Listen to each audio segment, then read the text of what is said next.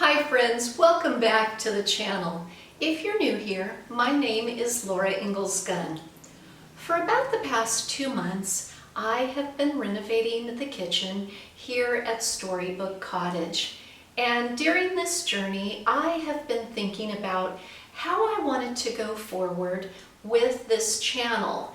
And a thought occurred to me that in past videos where I have combined my love of historic clothing with crafting, gardening, and cooking, those videos have been really well received. So I have decided to start a new series called Creating in Costume. And this is the first episode. This next week, St. Patrick's Day will be celebrated in many parts of the world. Here in America, a great number of Irish immigrated here during the years of 1845 to 1852. This was a result of the Great Irish Potato Famine. In order to try and save their families from starvation, the Irish sought a new life here in America. And of course, when they arrived here, they brought their culture and their customs and, deliciously, their cuisine. And if you are a reader of Decor to Adore, you know that for approximately the last 5 years, I have created a garment that I entitled The Wearing of the Green. And this year, I actually created an early 1920s dress to wear to an upcoming 1920s jazz festival that I will be attending at the end of this month. And so in today's episode, I am debuting the dress and how I created it, but I also thought you might enjoy learning how to make the classic recipe, corned beef and cabbage. Now, I don't believe I have any Irish family members in my genealogy, but boy, do I love Irish food. Soda bread is so delicious, Guinness pie, so many wonderful things. But to celebrate the St. Patrick's Day holiday, I always cook corned beef and cabbage for my family. And it's actually a really fun dish to create. So before I get started though, we're gonna need an apron. I made this 1920s inspired apron about 5 years ago. It was created with a vintage tablecloth that had a few stains and holes and was ripe for repurpose. And down below in the description box, I will link to my web post that tells you all the details, plus provides additional inspirational images of the apron and how you can make it if you'd like to do that for yourself. The ingredients to make corned beef and cabbage can be found at most grocery stores. I like to use 1/2 to a whole yellow onion, depending on how many servings I'm going to make, some carrots, cabbage, and of course potatoes, and corned beef. Now, if you've never made corned beef, you can find it in the freezer section this time of year, and there's different cuts. I like to get the flat cut brisket because it tends to have less fat than other cuts. And it is a little bit of a splurge, but it makes a big dinner and you'll have plenty of leftovers, and there's nothing better than a corned beef sandwich the next day. So what I'm going to do is I am going to chop up the potatoes and chop up the onion, and of course we already have our shredded celery. And to start with, you're going to put 1 cup of water into the crock pot and add in your chopped onion and your cabbage. So once you've added your chopped onion and cabbage and water into the crock pot, you're then going to add your corned beef. And for this size, I'm actually going to need to cut it in half to fit into the crock pot. The carrots and the potato will be added later. If you added them now, they would just get really soggy and it wouldn't be very visually appealing. So we're going to add those ingredients and cook it for about 4 hours, and then an additional 2 hours with the potatoes and the carrots. So let's get it all put into the crock pot and start cooking. My kids heard I was cooking corned beef and cabbage, so they now want to come over for dinner, so I had to get out the bigger crock pot. You can see that I have done a layer of cabbage and some onion, and I cut the piece of meat in half to show you. Corned beef will often have quite a bit of fat on it, and that is normal. It also comes with a seasoning packet, and you can just sprinkle it on in there. You don't have to if you don't want to. I like the flavor that it adds. And so we're going to cook this for about 4 hours, and then I will add the potatoes and carrots. I've just added the carrots and chopped potato to the crock pot. The meat is cooking up beautifully, and so another 2 hours. The vegetables should be tender, as will the meat. I wish that there was smell-o-vision. This is comfort food at its finest. The meat is so tender, and the vegetables still have a slight firmness, which is how I prefer it. So I am going to plate this up. So I've laid out my Irish linen tablecloth that I just love, and the floral centerpiece has bells of Ireland in it. I like to eat my corned beef with a bit of Dijon mustard. This also pairs very well with a garden salad or spiced apples. Enjoy.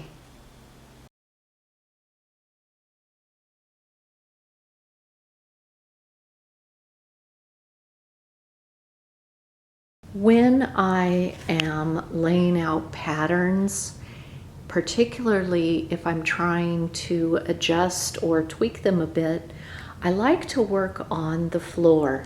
So in this attempt to make an everyday 1 hour dress, I have double folded the fabric just on one side, and this is where I'm going to cut out my front piece, and then I've actually folded the back piece right along where it's marked on the center edge. And in the excess, I'll be able to squeeze out some sleeves as well as the binding bias for the neckline, and then the remainder of the fabric will make up the skirt. So for the next step, as you can see, I went ahead and I cut out my bodice pieces, and I just wanted to show you. So I had put that piece on the fold so that now we have a back bodice. And here is our sweet little pony. Yes, you're my big helper, aren't you? So now what I will do next is I will cut out the sleeves. Because the fabric is directional, and by that I mean the pattern, I'm going to cut them out one at a time instead of folding over the fabric and cutting out two pieces at the same time. That would result in one of the sleeves not having the pattern be in the correct upright position. So that is why the pattern piece is face down, and then the next one that I cut out will be face up, so that I will then have a left hand side sleeve and a right side sleeve that are both cut correctly. And then again, I'll have all of that left for the skirt and some bias tape. So Pony and I are going to get started. Pony. Shh. Okay. The first thing I did was I sewed the 2 front bodice pieces to the 1 back piece, and I did this at the shoulders, and I created a French seam, so the seam is encased. And then the next thing I did was I added this little ruffle right around the edge, and I've sort of sandwiched it between a bias strip of fabric. And the bias strip I cut at 1 1/4 wide, and then I sewed it just right on the edge. So I'm going to flip it and then turn it in and hand stitch it probably, so that you can't see anything. And then I'll have to decide if I want to add a little bit of lace here. So we'll see. So I'm playing around with the positioning of the hand towel. The seam binding was hand stitched down, if you can kind of see my stitches. So I'm going to finish pinning and slip it over my head, and I think I'll call it done for the night. I had an idea that since I only needed the small center section of this vintage hand towel, I went ahead and cut off the edges and serged them on either side. So I'm going to go ahead and apply the centerpiece to the upper bodice, and then I think I'm going to use what are in essence the scraps to embellish the sleeves.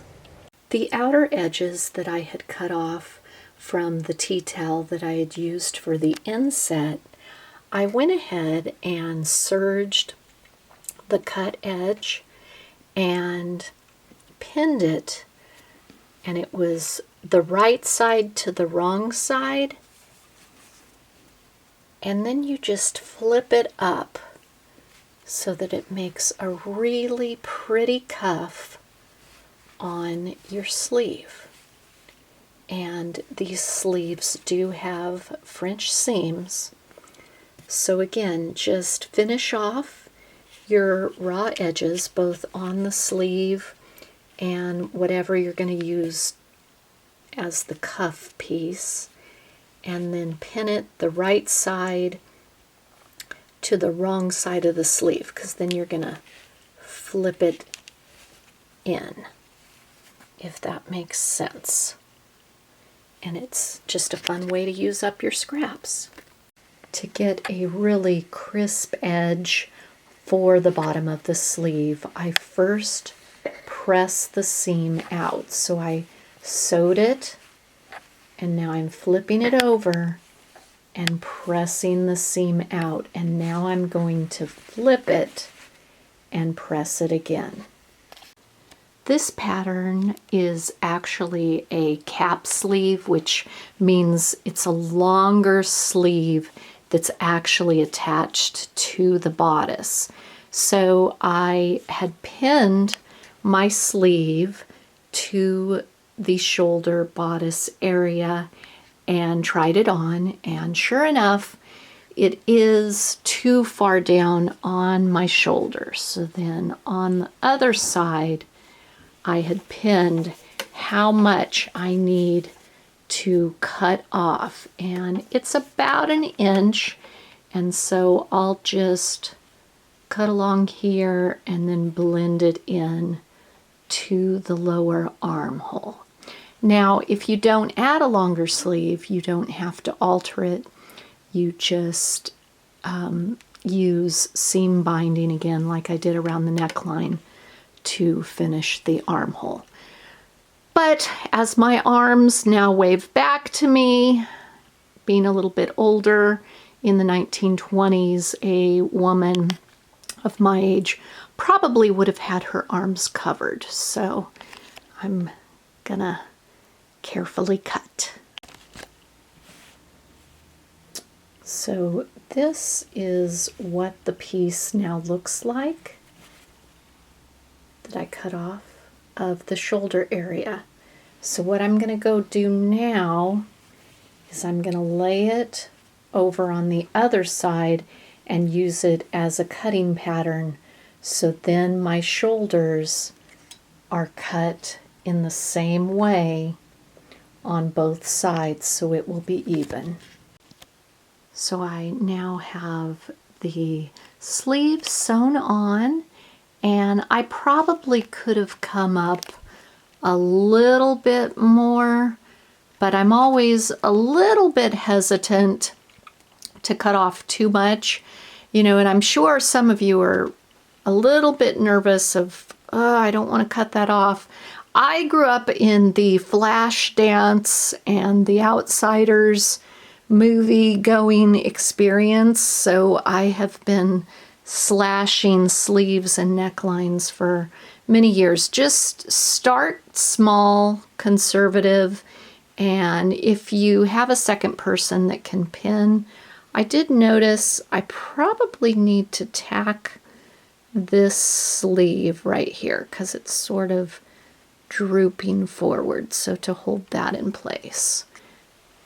But overall, this is coming along.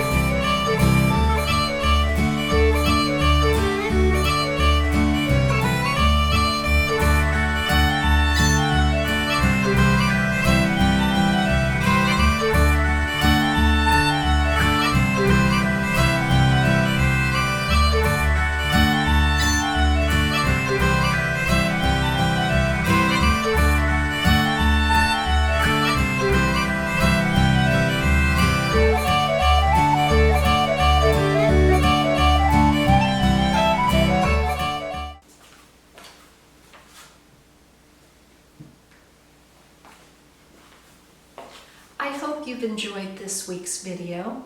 If you did, would you mind hitting the thumbs up button right down below? And if you'd like to be notified of future creating in costume videos, just hit the subscribe button that is down below in the corner. Thank you so much for watching. Have a great day.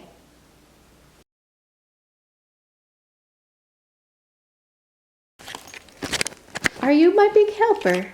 Are you my big helper? Huh?